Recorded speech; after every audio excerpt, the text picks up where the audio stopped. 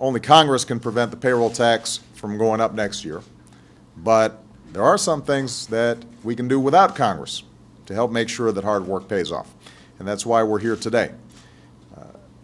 Right behind me here is my friend Pauline Beck. One day back in 2007, Pauline was my boss. I was in California to take part in an event called Walk a Day in My Shoes, where you'd spend the day working the job of someone who was in the service industry. And I was lucky enough to be paired up with Pauline, and I have to tell you, it ended up being one of my favorite days of the entire campaign. Pauline's a home health care worker. When we met, she was getting up every day at 5 a.m. to go to work taking care of an 86-year-old amputee named Mr. John. And each day she'd dress Mr. John and help him into his wheelchair. She'd make him breakfast. She'd scrub his floors. She'd clean his bathroom. She was his connection to the outside world. And when the workday was done, she would go home to take care of a grandnephew and 2 foster children who didn't have families of their own. Heroic work and hard work.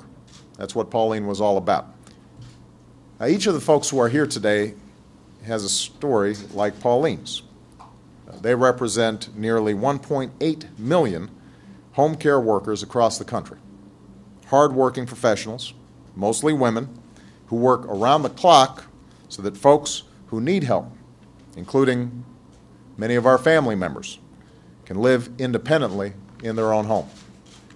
Right now, home care is one of the fastest growing industries in America, partly because we're getting older as a society. And as the baby boom generation heads into retirement, more and more Americans are going to need the services of these outstanding workers. But here's the thing. As the home care business has changed over the years, the law hasn't changed to keep up. So even though workers like Pauline do everything from bathing to cooking, they're still lumped in the same category as teenage babysitters when it comes to how much they make. That means employers are allowed to pay these workers less than minimum wage with no overtime. That's right. You can wake up at 5 in the morning, care for somebody every minute of the day, take the late bus home at night, and still make less than the minimum wage. And this means that many home care workers are forced to rely on things like food stamps just to make ends meet. That's just wrong. In this country, it's unexcusable. I can tell you firsthand that these men and women, they work their tails off, and they don't complain. They deserve to be treated fairly. They deserve to be paid fairly for a service that many older Americans couldn't live without. And companies who do pay fair wages to these women shouldn't be put at a disadvantage.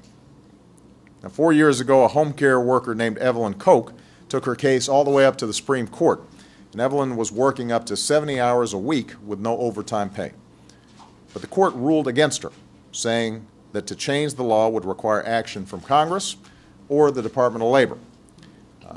I'm sure many of you won't be surprised to know that Congress hasn't acted on this issue so far.